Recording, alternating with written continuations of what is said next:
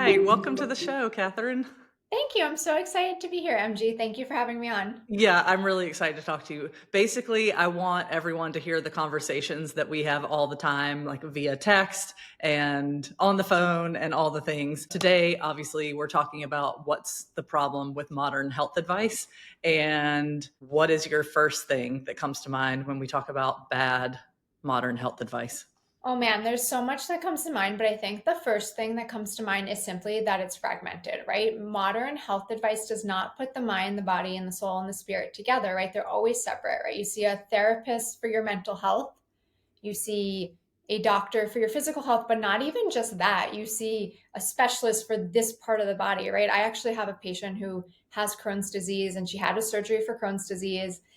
And long story short, that surgery of her intestines ended up affecting her fallopian tubes now, 10 years Mm. later, when she's trying to conceive. And that doctor that was specializing in her intestines never mentioned that it could affect her reproductive health. And the truth is because they just don't know, right? Like doctors Oh. are very specialized in their little nuggets of field. And that's the problem with our healthcare is that everything is fragmented, right? We're treating one part of the body, we're treating one hormone, we're treating one thought or your mental health, and it's all separate when it really is all connected. Yeah, that's such a good point. So what should people do? I mean, what do you think the answer is? I mean, to me, the answer is always classical Chinese medicine that sees everything as one, right? To even say the term mind and body it's like silly because in Chinese medicine, classical Chinese medicine at least, they're just one thing. Yeah, obviously, I completely agree. And just yesterday, I had a patient in who was talking about how it always made sense to him that his physical health would affect his mental health. He was a pro hockey player for a bit. And he said, when I would get injured, I always noticed a change in my mental health, but I never thought about how the mental would affect the physical. And even deeper than that, how the energy would affect all of it. And he was like, I just had that realization recently. And this guy does tons of all kinds of work, like different kinds of energy work. So he's even in this realm already, but still had that fragmented perception. Yeah, and I think that's common because we're not raised with these concepts, but we all feel them in our bodies if we just tune into it, right? And the example that I like to give is think about when you felt nervous or anxious. It's common for someone to have diarrhea when they feel nervous. It's common for you to urinate more frequently when you're anxious, right? That's your thoughts, your emotions affecting your body, and that happens every day on a much smaller scale. Oh, that's such a good example. I've always used the example of when you have the flu and you're Mhm. lying on the couch, or in the bed, you Yeah, feel physically terrible. Is yeah. that the time that you're making vacation plans or, like Right. It's like the expanding your flip side. business? Yeah, you're not because you're just trying to survive because you physically feel terrible. But if you think about it, you also mentally feel terrible. You're worried about how long are you going to be sick? How are you going to heal? Are there going to be lasting effects depending on your situation? So, yeah, I love that. Yeah, I love yours too. It's the flip side, right? It's the mind affecting the body and the body affecting the mind, and they're all really just one. Yeah, really. How do we teach people that these things are not separate? I mean, allopathic medicine is definitely catching up to this idea, but it's still called something different. It's fragmented still. It's integrative medicine. Yeah, that's a great question because I don't think I fully understood it until I fully understood classical Chinese medicine. And when I say fully, I mean still learning, but understand it enough to understand that our body is connected to our spirit, our soul, and emotions. And that's really the beautiful of classical Chinese medicine is that it teaches you that the channels don't just have a physical effect, they have an emotional effect. And it really pieces together how those two things are connected. I think that's such an important point that you brought up, especially for people listening who are maybe not familiar with any form of acupuncture, but maybe those who have gone to TCM acupuncture and haven't experienced this and are wondering what's the next layer. Is there another layer? What am I missing because I'm not getting better? I think that's it. Do you agree or I do you see it totally a agree. different And way? also, TCM will teach you a little bit about the emotions, right? Worry Sure. affects the spleen, anger affects the liver. but that is just such a small piece of the picture when it comes to how your emotions are affecting your body, right? You know this from a classical Chinese medicine perspective. Like it's almost like I need to draw a picture to truly explain it, but that is just, it's such a small portion of how your emotions affect your body. Oh, I do have a picture, and we Yes, you do. I can love your we can picture. add this. If you're listening Apple or Spotify, obviously you won't be able to see it, but you can go to the YouTube and see it. We can get that put up. But I've drawn a chart of all of the channels in the complete system of acupuncture so that I can explain with a visual to people what we learn in TCM school versus what the whole system looks like. And I think that helps people understand what you're saying about there's so much more to the emotion, because people listening who are familiar with modern acupuncture might be hearing that thinking, well, yeah, like this emotion is associated with this organ or this channel. What else is there to know? Well, the thing else that you need to know is really where other channels are affected by that same emotion. You know, is it the liver primary channel only? Like, I think not in most cases, Usually you not, know, no. right? So, like, is it the liver divergent? Is it the liver low, you know?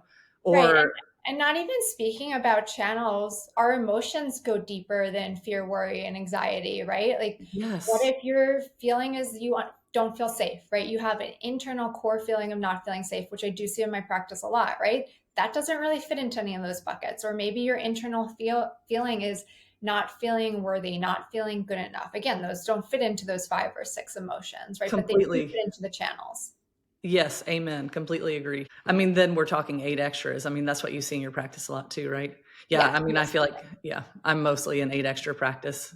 Well, and lows, I think. I don't know. As soon as I try to classify my practice, then something else walks in the door and it's something different. But yeah, I see a lot of that as well. That the core issue is not just as simple as like a one word emotion for sure. Right. I think all of this was really an important foundation. And I wanted to also get your 2 cents on all the health trends out there, because I know we talk about this a lot because you get a lot of questions. I get a lot of questions. Should I sit in the sauna? Should I cold plunge? Should I alternate? What do you say? Yeah, I just want to throw it out there. If something's a trend, that's exactly what it is. It's a trend, right? Like also the term biohacking, I hate that. Like, what are we trying Oh, to hack? Right? Our body is this beautiful system that is supporting us and knows what it's doing. We don't need to hack anything. oh my So gosh, I hate that term. to come back to your question about saunas and cold plunges, there's a big misconception about how the body works, right? So, talking about cold plunges to begin with, there's this idea that cold plunges are good for you because they feel good when you do it, right? Not everything that feels good when you do it means that it's good for you. We need to understand how that's impacting our body. And you can explain this a little bit also, but from a classical Chinese medicine, when we're cold plunging, we are releasing our precious energy, right? In Chinese medicine, we have yin and yang energy, and our yang energy is that heat, that fire that gives us life, it gives us motion, it gives us blood flow, it gives us all those beautiful things, it gives us energy, right? But our yang energy is also our stress hormones. It's adrenaline and cortisol. So when we're going into a cold plunge, our body has to warm up for survival. So it puts your body into fight, flight, or freeze mode. It releases this precious yang energy, stress hormones, adrenaline, and cortisol so that you feel good. Of course, you feel good, right? Because you're releasing all these stress hormones that are meant to make you run faster, to get away from danger. But your body does not feel safe. That's the key there is that when you go into a cold plunge, your body does not feel safe. So what happens when you release adrenaline and cortisol and you're releasing this precious yang energy is it slows down other functions of your body. It slows down your digestive system, right? Because if you were being chased by a tiger, do you want your energy to be going towards running or digesting your food, right? You want to go Exactly. towards running. So it Right. slows down your digestive system. That's a big thing over time because if we can't digest and absorb the nutrients from the food that we're eating, then we're not getting the energy and the resources we need. But Right, right. And if back you to think about evolutionary speaking, if you are living out in the woods and you happen to fall through an icy pond and you survive that, of course you're going to feel better because you're like, hallelujah, I didn't die today.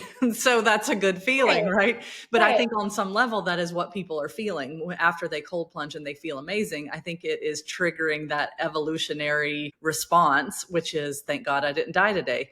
But instead, actually, what I did is I got into a cooler on my back porch. I intentionally put myself in that. And then the other thing that I also think is interesting that I've heard people talk about with cold plunging is that it helps them embrace the suck. What do you Yeah, say? It helps I you mean, develop grit. I think embracing uncomfortability is the key to health, if I'm being honest, in a lot of ways, Yeah, but not that uncomfortability. Embracing the uncomfortability of our emotions is where the magic's at, not causing ourselves to be uncomfortable for absolutely no reason, right? Again, like it's coming back to, yes, it feels amazing right away, right? If I did a cold plunge, it would feel amazing right away. It's the long-term effects that I'm more worried about, right? I had a patient come to me, a man in his late 30s or early 40s, and he had just bought a cold plunge because people told him he should, and sure. he's like, but I'm sleeping horribly. I was like, stop the cold plunge. He stopped the cold plunge and he started sleeping better. Yeah. And instinctively he knew he didn't like it, but everyone just told him like he should, so he did it, right? Biohacking. Biohacking. And so we need to start tuning into our bodies. Does it feel good when you do it? No, it doesn't feel good. Your instinct is to get out and run, right? And sometimes we Right. need to listen to our instincts. Right. And to go back to like what it's physically doing to your body from a Chinese medicine perspective, I mentioned we're releasing yang energy. We call it precious yang energy because we only have so much, right? Our yang energy is like our life essence. And we can go cultivate it, but not that quickly and not that much. So as you are releasing this yang energy, you're releasing your life essence in my mind.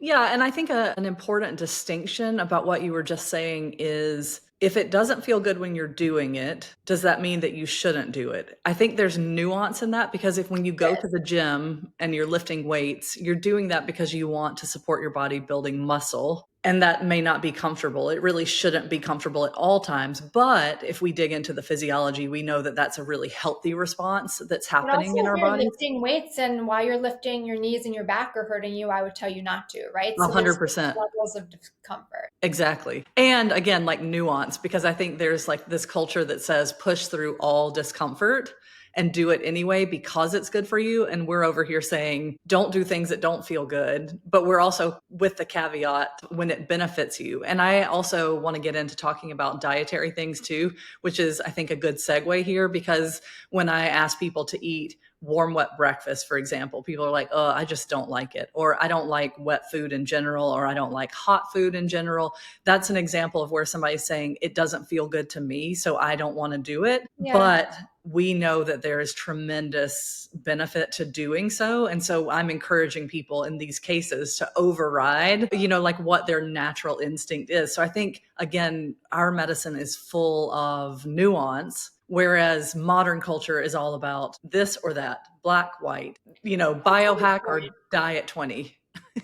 Yeah, it's nuance and it's understanding the why. I think a lot of times with trends with biohacking, we don't understand the why. Or if we do understand the why, there's really no depth behind it, right? There's studies that say it does this, but then if you dig into the studies are really false, right? There's a lot behind Exactly. things. Yeah, that's a really good point. What's your most hated diet trend? Hmm. So Pick many. one. Pick one. Pick one and start there. Give me a second. All right, most hated just because I think it's least beneficial to the body is the vegan and vegetarian diet. Mm, And I'm saying this as someone who is a vegetarian for 13 years. I've also dabbled in veganism, and it at no point in my life supported me, my health, or my body. And there's a lot of misconceptions around meat, what it does to your body, how it supports your body. You can read a lot of research and science that says that meat's bad for your body. You can also read a lot of research and science that says leafy greens are bad for your body. You can also read a lot of research and science that says beans and nuts are bad for your body. And at the end of the day, you're just eating air, right? So if we want to look at things individually, we shouldn't be eating anything. But if we want to look at the big picture, we need a well-balanced diet. And a well-balanced diet includes animal protein, includes grain, it includes leafy greens, it includes beans, includes root vegetables, right? And when we take out one part of that diet, you're really hindering your body. And I think you understand this too, MJ, because you went through a time in your life when you were a vegan or vegetarian yep. too, right? Yeah, I was vegan for about a year and a half and it ended up being disastrous. I think it was a good experiment, one, because it showed me the downside, but also It showed me that even though I was eating really good food, like I wasn't a dirty vegan, I always tell people. I wasn't eating, the fake meat products and all that kind of stuff. I really was eating like good vegetables, grains. And I think that encouraged me to expand my diet from what I had been eating before. So I feel like that was a positive. But I realized, obviously, in hindsight, it didn't have to mean cutting out animal products. And I had a friend actually who was a pretty like high level recreational athlete and had been vegan for 3 years. And same thing, he was very conscientious about what he ate, but he woke up one morning and felt that his shoulder and neck felt strange. So he tried to do a push up and he couldn't. Hmm. And he just said he had this overwhelming feeling of weakness in his neck and, like I said, and shoulder. And he, saw the doctors and they said, oh, well, we think that you have some sort of nerve problem and you should, of course, have surgery. And he was like, whoa, whoa, whoa, And so he said, let me try eating some high quality fish and eggs. And what do you know? That resolved the problem, right? So I think there are tremendous gaps that come with a vegan diet. And I know a lot of vegans say, oh, but I take supplements or I do this and that. And I think that right there should be your red flag. If the diet that you're intending to eat, has gaps in it, why would you continue doing that? I just really don't understand that. And I think that could lead into a whole conversation about the planet's health and, it's not the cow, it's the how. Like there are all these, again, nuances Sure. to why people don't want to eat meat. And I understand it because I've also been there, but I think it's really detrimental to your health. And if you can just say, I know that this diet that I'm following is going to leave me with tremendous gaps. So therefore I have a whole supplement regimen. I think that should be the red flag that just kind of wake up and say, oh, maybe this isn't the right way to go about it. Maybe I can still have a plant forward diet and include high quality animal products. Right, I agree. There's certain nutrients that you just can't get through plants, right? You can't get B12 through plants. If you're a vegan and you're not taking a B12 supplement, you're highly deficient in B12, which is going to affect your health in many ways, your fertility, your energy, so many things. But should we actually need a supplement, right? Shouldn't Right. our diet cover our quote unquote supplements? I mean, I think that's a whole podcast episode in itself, Probably. I mean, I take magnesium, right? But I don't have like a full supplement. And the magnesium really started when I had really insane migraines. It was after it had improved so much for me. Like, so really, I guess I should have mentioned this earlier. The reason that I quit being vegan was because my migraines got so, so bad, like really severe, full loss of vision, couldn't talk at one point. My arm would get numb, my legs would get numb and tingly, really extreme. And our teacher, Anne, treated me in the class and she was like, you cannot eat meat. I mean, you cannot not eat meat anymore. Like you have to, and she made me eat like all the things, she was like, you need to eat duck and mussels and, the things that I really do not care for at all. And so again, that's an example of doing something that was beneficial for me that didn't feel comfortable. I mean, I remember in the beginning trying to eat meat and it was extremely uncomfortable. I did not like it because you indoctrinate yourself thinking that your vegan diet is the best thing that you can possibly do for yourself, for the planet. And here you find yourself being told, and you can't unknow what you know. While I was in school, I started studying with Anne. I wasn't getting a thorough food therapy education in school. I got a decent class for sure, but it wasn't the depth that what Anne and Andrew teach us. And so as I was learning that outside of class, I couldn't unknow that. And I was having all the symptoms of what it means to be deficient, and I just had to jump in and do it. So it was very uncomfortable and I'm glad I did it because I don't know what would have happened. I think diet was a huge part Yeah, I of the understand that. healing. I think for me, transitioning from vegetarian to meat eater was a little easier because I didn't really have like any beliefs about it. If I'm being honest with you, the reason I became vegetarian, I was about 8 years old. I had a hamburger for dinner and I had a dream about a cow that night. And I had always loved animals. There was a point in my life where I wanted to be a veterinarian. And the idea of eating a cow just seemed horrible to me, right? Eating another animal seemed horrible to me.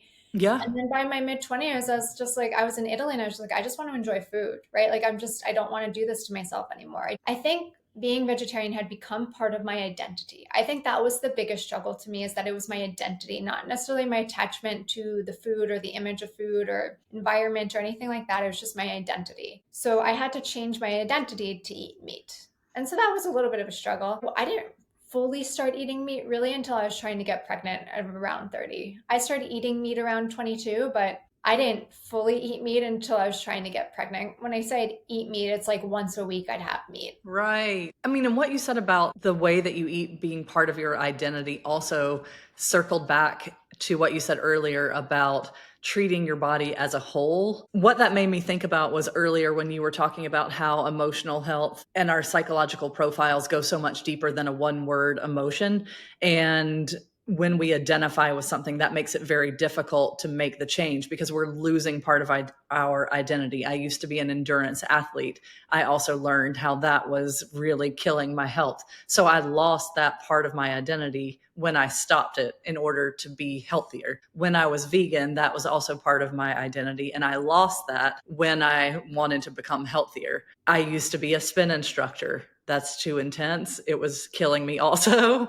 So I had to lose that part of my identity. And that is really challenging. But it just reminded me of what you were saying about shifting the whole person, that you may actually need to become an entirely different person in order to heal the problem that you're going to an acupuncturist for. So when we're asking you to change your diet, we know that it's a big ask. And Andrew always says, if you want to change your life, change your diet, because it will make you look at things differently. It will create new habits. And obviously the energetics follow, like you mentioned before. Like when we follow diets that cut out entire food groups, we're missing the energetic of that food group. And if it's working all in balance, like we're obviously not in balance. And obviously the internet is really pervasive with people talking about their diets. And I just noticed, especially being from a fitness background, all the people who are very high level fitness influencers, fitness coaches, all of that kind of stuff, they usually have particular diets, and they also usually have pretty significant health problems.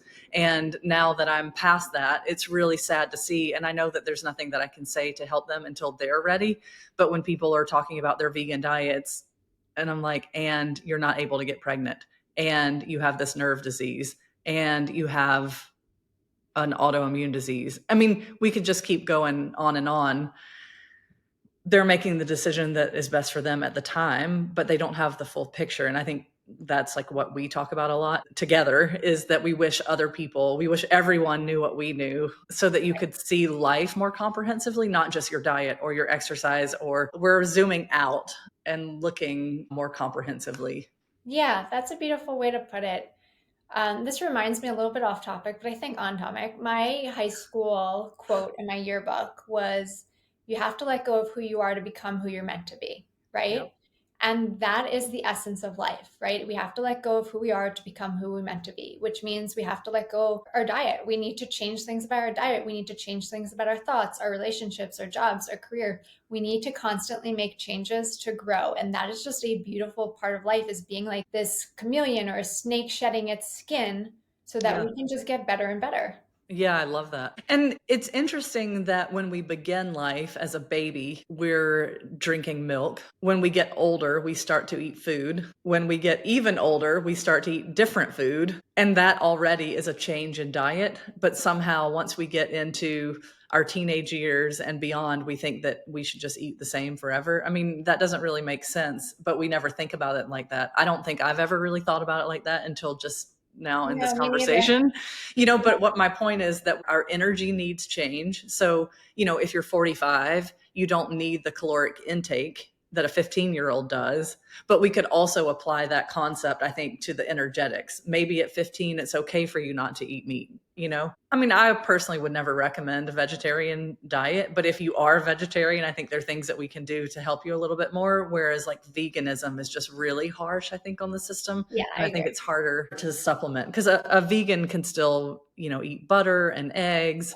I think there are a lot of cultures that are really healthy vegetarians, but I don't really know as much about where vegan cultures exist and are really healthy. Also, are you eating for the life that you have and the life that you live? So like in your case, people are coming in for pregnancy help. You have a problem. I'm telling you, there's a connection to what you're eating. So if you want to solve that problem, then this is going to be one of the changes that you have to make, becoming a different person so that you're ready to welcome another life.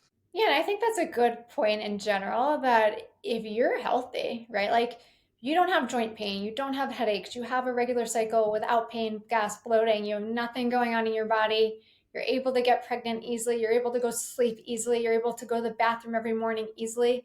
you might not need to change everything, right? Like Right. everything you're doing could be perfect. It's when we start to feel these symptoms that our body is screaming at us, like, nope, you're doing something wrong. We need to change, which it's not your fault that you're doing something wrong, right? I don't like saying that in the sense that it's blaming you, but it's you have not been taught differently. And Yeah. maybe your body wasn't telling you before, but it's telling you now. And I think what you just mentioned too gets at the fact that people are doing these things because they think it's good for them. You know, they have good intentions. They're being conscientious and they're being thoughtful about what they're putting into their bodies. And I think that is a really difficult thing for patients to shift when they're like, no, but I'm really conscientious. I'm like reading all my labels and I'm reading books about how I can help myself and articles and, you know, whatever the case is, they're coming at it from a really thoughtful perspective. And then they come see us and we're like, you know, Oh gosh. like, I know that you're coming at it from a good place and it's not your fault. And when you're working with me, I want you to get the full benefit. So I want to talk to you about diet. I want you to understand why it's important to make these changes. Along those lines, what are your feelings about smoothies, green juices, salads? Smoothies, green juices, salads, all of those are considered colds, right? And the biggest issues with cold foods, and this is the biggest misconception in Western health, is that we don't look at energy when it comes to food. And Chinese medicine does look at energy when it comes to food, right? So if you're eating salads and smoothies, there's lots of beautiful nutrients in them. They seem really healthy to you. And I get that because I was a person who, my whole 20s, I had a salad every day for lunch, right? But here's the issue. When we eat cold, raw food, it's harder for our body to digest. Our body needs more digestive fluid, it needs more digestive fire to heat up that food, to break it down, to digest and absorb that food. Our body literally needs to cook the food for us, right? That's what our body's doing when we eat cold, raw food. So, what happens is over time, it weakens our digestive system. Our digestive energy just gets too low because it's been working so hard to digest our food that we're no longer able to properly digest our food. And that ends up as gas, bloating, constipation, diarrhea. A lot of times I see it in my practice ending up as infertility or menstrual irregularities, as your body's no longer getting the nutrients it needs to make those vital nutrients, those vital resources such as blood and yin, which is thick substances in our body, as such as sex hormones. So it's not just about the nutrients that you're eating, it's what is your body taking in, right? And cooked food is more bioavailable. Your body is going to absorb more of the nutrients from the cooked foods than it is from the raw foods. Yeah, absolutely. I have And the exact same conversation in my practice. yeah, yeah. And then a lot of people will say to me, but someone told me, usually a Chinese medicine practitioner, I have a lot of heat in my body, or I run hot, so I have a lot of heat in my body. That doesn't mean you should eat cold foods because cold foods isn't putting out the heat. Again, it's about your digestive system when we're talking about cold foods, right? If you want to eat Yes. cooling foods, that would be things like cooked leafy greens, but it's not about eating raw foods. That's such a good point that you bring up. And I think that is important for us to talk about because the idea that cold stagnates and then creates more heat is not a Western concept. It's not a concept from Western medicine or the Western world. Whereas if you go to Asia or India, you see people eating hot food year round. And that's always the pushback that I get too. Like, I live in South Carolina. It's about 1 million degrees for like 5 months out of the year, and people don't want to be eating hot food. Now, I don't fully understand that because we do have air conditioning in South Carolina. So Agreed. we should still be able to eat food, but I do hot food, but I do understand the idea that once it kind of cools down, you feel like more inclined to make soups and stews. And then people are going to say, well, I'm listening to my body. When it's cooler, I want to eat that kind of stuff. And when it's hot, I don't. I know, right? But that cold food could be trapping heat, both environmental and internal, and making you actually more hot. So I think that that's an important thing that you brought up. Yeah, and when it comes to listening to your body, I do agree with listening to your body when it comes to food. The problem I see a lot is when you're used to something, you're not in tune with your body a lot of times, right? So I have Yes. women come to me, they're used to eating salads and sushis every day, and they're like, I feel great, I feel fine. And then I have them stop it for a couple weeks. They go back and they have a salad and they're like, oh shit, you're right. It didn't feel good, right? Because we never stop to think. And if you don't know something differently, it's hard to compare. I get Yeah. the same thing with coffee, but I had a health coach in the other week who was saying, you know, I eat so clean. That's my first red flag. And then the second thing that she said is, until I heard you talk about cold food, raw food, I didn't know why I always feel so bad after I eat a salad. She was like, I have a salad every day for lunch. and I just feel awful afterwards. And she's like, but I don't get it because it's so clean. I'm eating these, great, like nutrient dense foods, and I'm feeling terrible. And incidentally, she has a diagnosis of psoriatic arthritis. So she has the autoimmune situation going on, which we know is a depletion of resources. And so now she understands that too, and she can change things around. And it's not that hard, really. I always encourage people to use like a thicker leafy green, like kale, and just saute it and then make their same salad. So put their same toppings on it, throw in some grains to it that you've already cooked, cook it on one day, have it in the fridge. You can just reheat it. So there are ways I think that you can still enjoy the idea of a salad, but not actually be destroying your health with it. And I think that's just such a hard concept sometimes for people to wrap their minds around, because we've been baked into, like, it's been baked into us that salads are healthy, salads are nutritious. And that can be a hard change. Like you said, it's the habits. It's all, I think it's all habitual. And another analogy, like, I love analogies. This was not my own creation, but for the people who drive out there, somebody told me once, when you get new tires on your car and you drive home, it feels different because they're newer and nicer and your ride is smoother. But before, you just knew that you kind of needed to get new tires. It was time or whatever, but it wasn't that bad to you. And I think that's where a lot of us are in our health. We don't realize that it could be so much better. And you see people that are worse. They have worse digestive problems. They have worse trouble sleeping, whatever the case may be, right? So you think yours isn't that bad. And I think we get used to accepting a level of health that is subpar from where it could be. And I think that's why people are like, well, I eat salads every day and I feel fine. And then, like you said, you have them stop for a little bit and they're like, wow, I'm feeling so much better now that I'm eating some grain and something that's more warm. All right. Well, we have lots more that we could talk about, and maybe we'll do a part 2 soon. But thank you so much for joining today. I always love talking to you, and I'm so glad to be friends and colleagues and get to help other people learn what it is that we do. Yeah, thank you, MGM. Thank you so much for having me. This was a really beautiful conversation. Of course, I always love talking to you, and I just want to leave with our listeners today something that we say all the time, but that if you never make changes, you never change, right? And the changes that me and MG talk about on our podcast, on social media, sometimes they seem small and silly, but they really make big impacts. And sometimes they may seem hard, big, and they still make big impacts, right? So just consider that.